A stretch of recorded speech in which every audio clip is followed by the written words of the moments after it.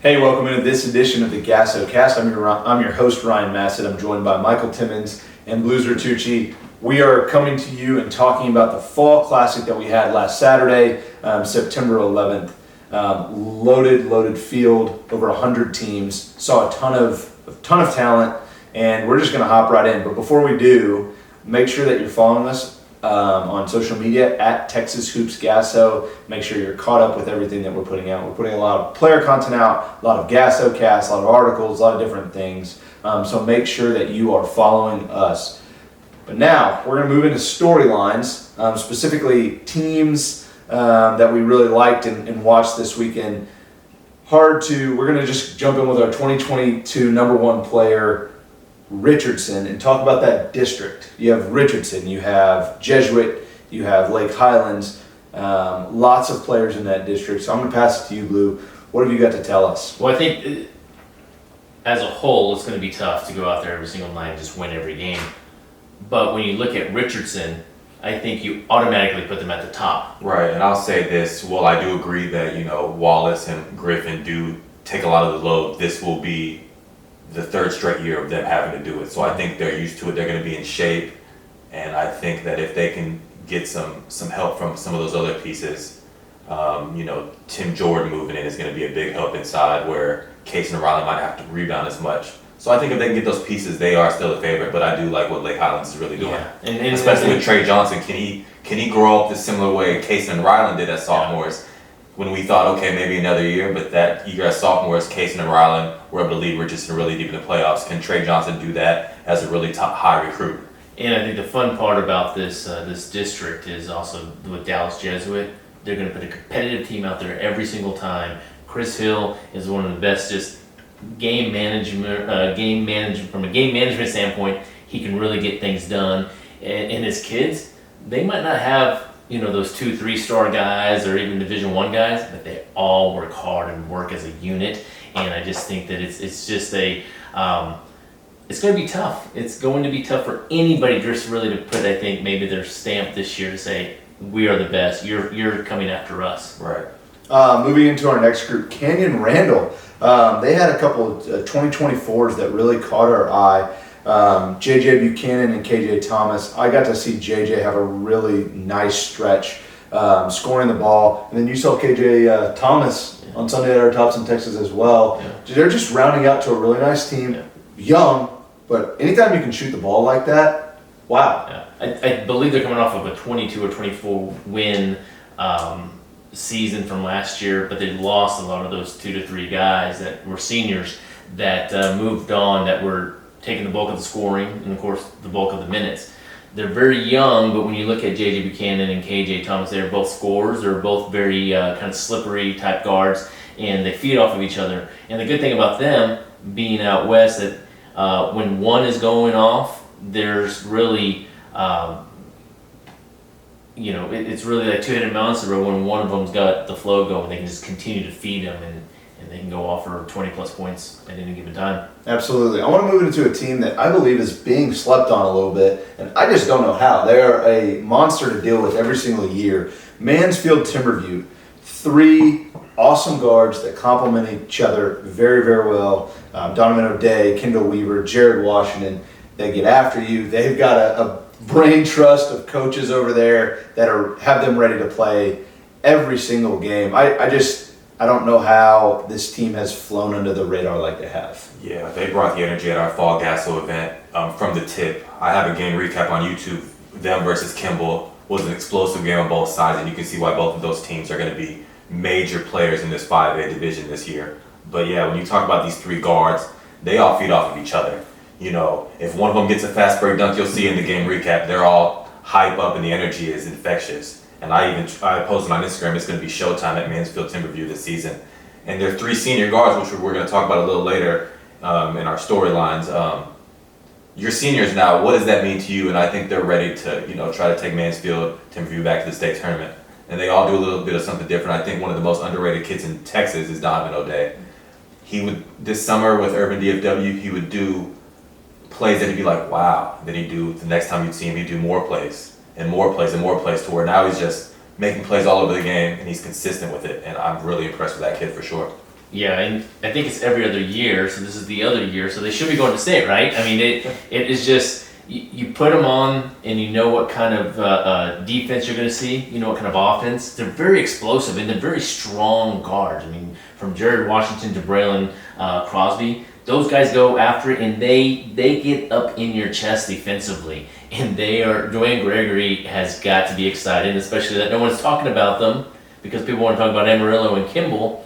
They're going to be a team that's just going to probably just roll right through some other their opponents. And one other thing I'll say, as far as we talk about what have you learned since you're a senior, Kendall Weaver, not only during the fall GASO class, but also at our Tops in Texas, was a lot more vocal. You know, he's more of a quiet kind of player, but I could hear him barking out calls on defense, just kind of being that vocal leader where he's taking that step forward as a senior, which I really was impressed with. I think their slogan, to y'all's point, is defense and run, something along that effect. Is get a stop and let's go. Yep. And they fit that bill very, very nicely. Another well-coached group that I love watching, I will go see Spring Creek Academy anytime I can because they play incredibly well together. They move the ball. They play awesome team defense. They have 3 players coming off a really strong campaign last year that are filling in different roles. You got Vojin Mastilovic, Joey Ramirez, and Balal Elshakery. I hope I said those right.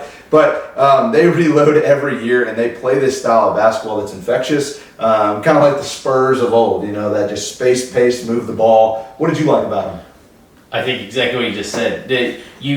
When you watch Spring Creek, they have guys all just kind of scattered all over the place out there that do their role. I mean, they have, you know, Vojin, like you mentioned, he's the guy that's going to be able to go inside out. They have the inside presence of Balal, Elshakery, if we are saying it correctly. He's big and strong, and he's able to eat up so much room in the paint for them. And last year they had a couple of bigs that really helped them be able to spread the floor to kick out to their shooters. They've added Joey Ramirez. Joey Ramirez is kind of a little bit of a switch army knife that where you can put him at the point, you can put him at the 2, you can put him at the 3, have him go rebound. And I think the one guy in this group that is just like was eye-popping was Nick Romanelli. He got hurt, he twisted his ankle, so he couldn't finish the game, but he's starting to really take that lead guard along with the kind of his body's filling out. I was very impressed, and he looks every bit of the next level guy. And he can shoot it, he can handle it. He's out there barking orders to guys to put them in the right positions.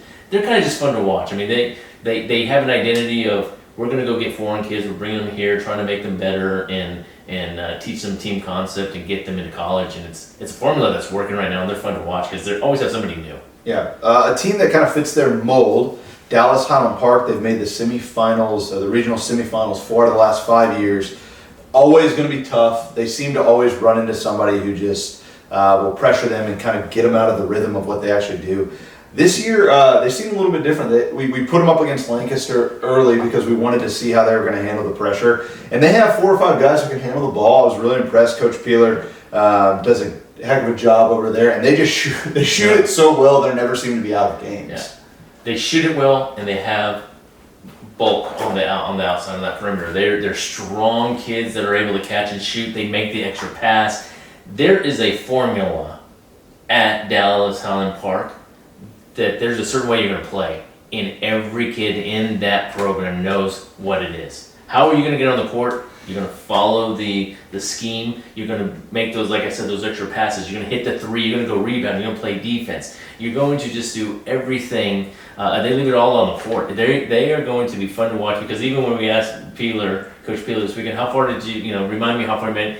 There's this, they got to get over the hump. You can tell it in his voice. This has to be the year that they can get over that hump and make it to state. Yeah, and I really like you talked about, I like the physicality of their guards. You know, they're not just going to cough the ball up just because you're playing a harder defense on them. Sure. And the way they play and their style of offense makes it hard for defense to lock in for a full duration of a game. So if they're able to hit shots and execute, they're going to be in games with people that you might not think they're going to be in games with. Yeah, we're going to keep hopefully loading them up against these talented groups and seeing how they fare. They're a fun group to watch.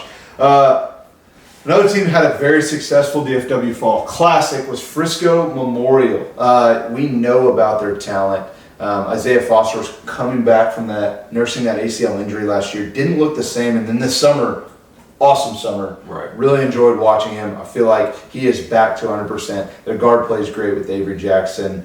and Drew Steffi, of course, and then Mason Lujek was a nice addition. Yeah, I think when we start with this team, we talk about our top 10 ranked Drew Steffi in the 2023 class. Well, it may not wow you away with scoring and being explosive. He does everything the right way, and he's very efficient in his role. So he's always going to be somebody that's very stable for that offense. But yeah, Isaiah Foster is one kid that I'm so impressed with. It's a confident and healthy Isaiah Foster that gives him just an extra pop from the lead guard position, allows him to play fast, allows him to isolate and get buckets in the half court. And then Mason inside was a big time force. Blue, talk about Mason. Yeah, the thing about Mason is that this team lost a big, but they got one back. And Mason is going to demand the ball in the middle. And even when he's not getting the ball, he's working from block to block. He's rebounding. He's running the floor. He wants to body up with anybody out there that he has to on the inside the paint. So you're looking at a very you're looking at a team that is their time this year, or are they still a year away?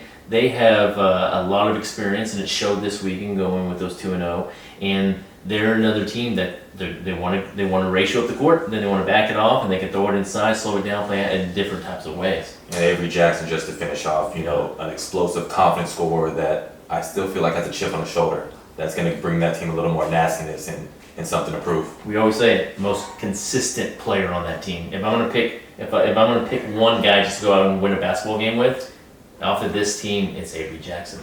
Yeah. Moving into Mansfield Summit. This is a team we were talking about before that just has an identity. Year in and year out, you are going to have to they're never going to beat themselves, and you're going to have to be able to handle the ball and make tough shots consistently. They're going to close out, they're going to block you out, they're going to pressure you. And then on offense, they always have guys who can get to the rim. They always have guys who can knock down a shot. David Terrell has made a big impact for you. Yeah, I saw him, at the EYBL playing with the Drive Nation 16s, who made a heck of a run all the way to the Peach Jam Championship that was played on ESPN.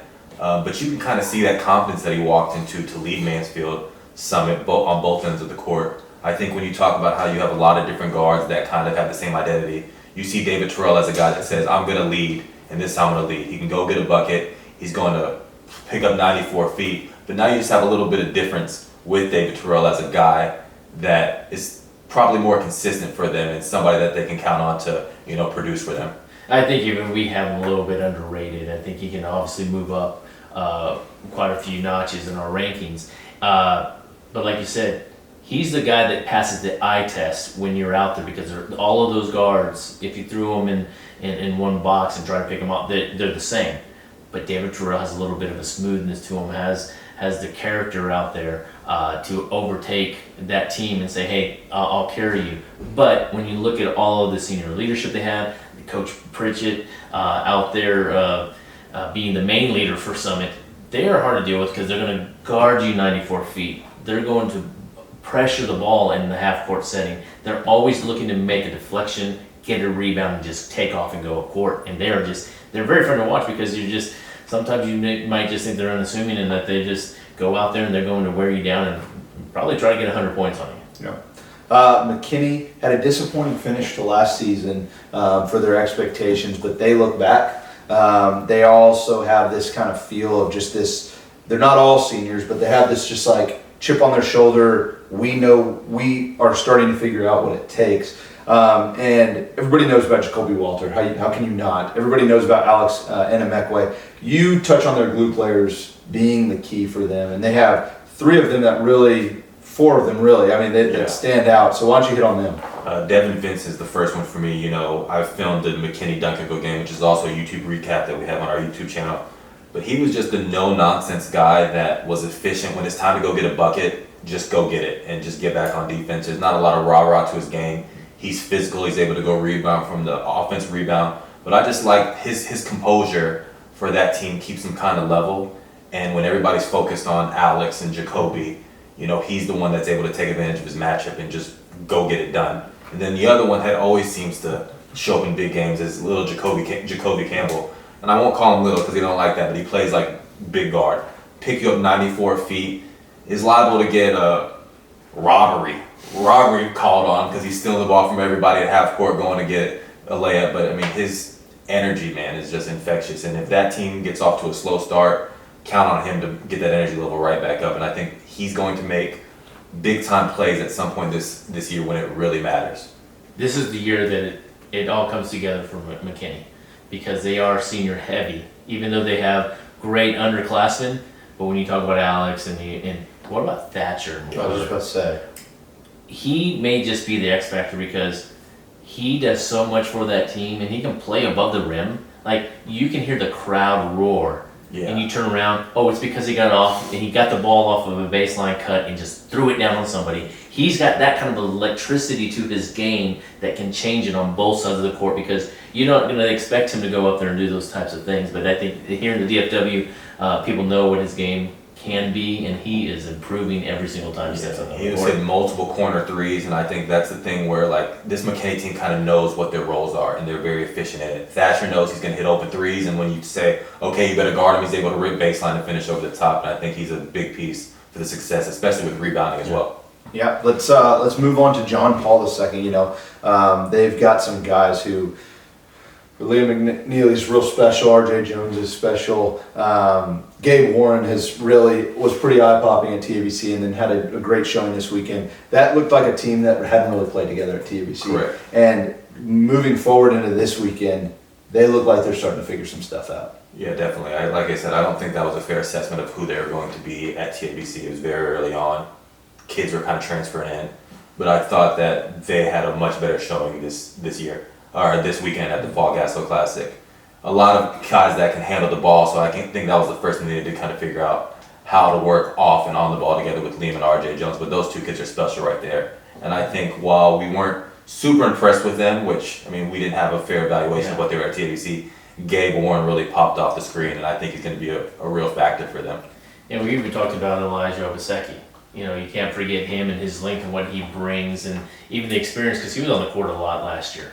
And so that team, Dan Lee has them now. He's able to practice with them, show them what John Paul has been over the last couple of years, and mold that team together. I like you said, it wasn't the John Paul that we knew, because on paper it jumps out at you, and that's why there was 200 college coaches at their game.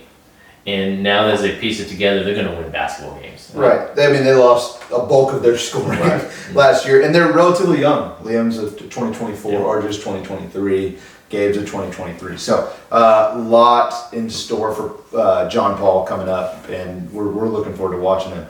I want to move into a team that I saw, Trinity Christian Cedar Hill, who flat out gets after it. They have three guards who, TJ Birch is pretty well known, but Isaiah Torregrosa and what's his name? Reginald Osborne moved in from Red Oak. They got some guards. They got some dudes. Talk about a team that will pressure you, get after you, identity. I'm looking forward to going and watch them, because they are a show with those three guards. So moving into Duncanville, they're going to be the last one we talk about, because Ron Holland's performance simply was special this weekend. He solidified. When I watch, it's like, well, I'm glad he's our number one, because he's number one. He's phenomenal. I think sometimes we look at other players and go, okay, can we move somebody up above Ron Holland? No. I mean, look what he did during the USA basketball, winning a gold. And I mean, he just does everything out there. And I've always said, even when he was a freshman, go back and look at some film. David Peavy leaned on Ronald. He was in Ronald's ear. He was barking at him.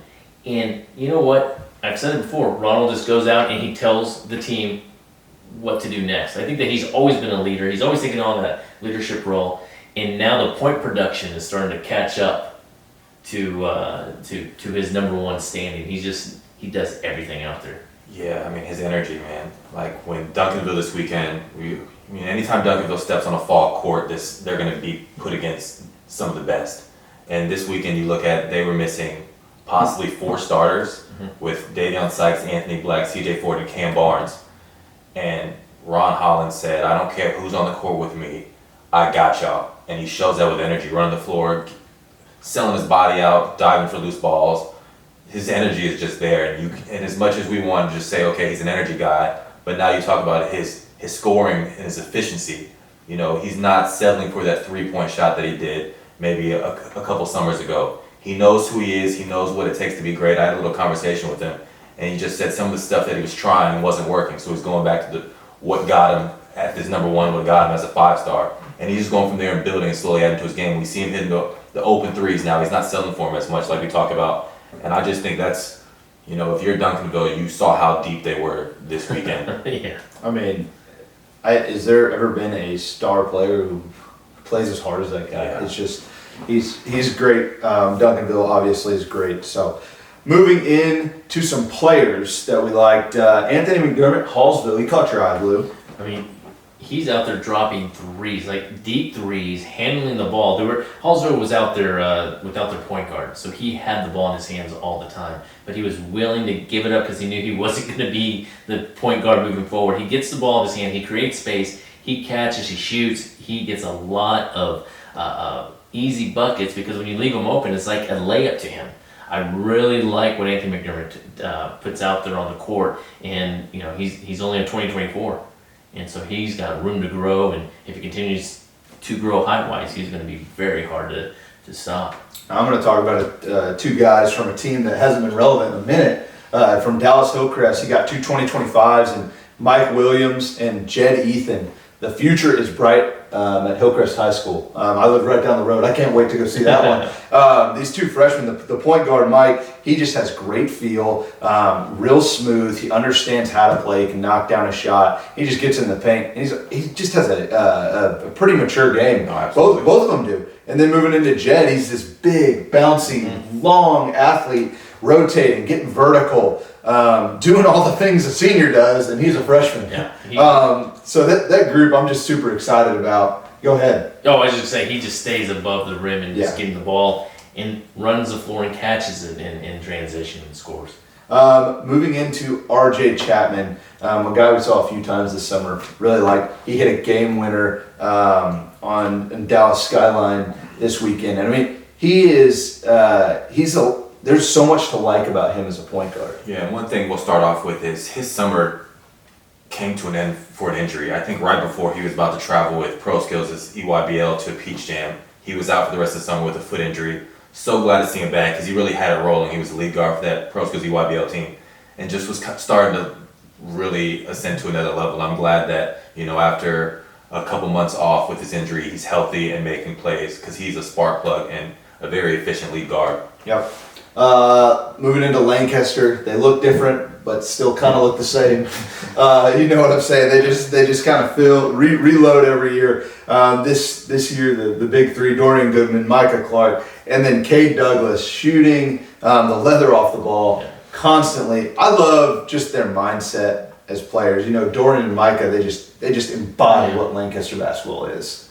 Hard nose, speed. They're going to knock down shots. They're going to, after that shot and that ball goes to the net, now they're in your face and you're trying to get the ball in. If the court was 100 feet long, they would be in you for all 100 feet. Moving into another guy who just had a great summer, and I'm glad to see it transitioning from summer ball back to his high school team. Autavious Hobbs, man, that guy. He's just a dog. He makes threes. He moves the ball. He's a really efficient point guard. You and I have had many conversations. Yeah, I like him a lot. While his size might not pop off, what I love about him is his body control and able to finish. He had multiple and one finishes for BMM at our final Keller GASO. Strong built guard and just somebody that you can rely on to make the right play. Can score from all three levels. Defensively, he's really good as well. Yeah. Had a college coach come up to me, non-Division I guy, going, "This is the guy I'm pinpointing. This is who I'm going to get. Keep it on the down low. This is DFW basketball. There is no secrets here in town." And I think that he's a little bit behind everybody else in far maybe rankings, but man, he is a complete player. I'll go one further. I was talking to Coach Winkelman of Naaman Forest, and he said Cal State Fullerton came in the gym and loved Autavious. It just doesn't shock me. I mean, he's a beast.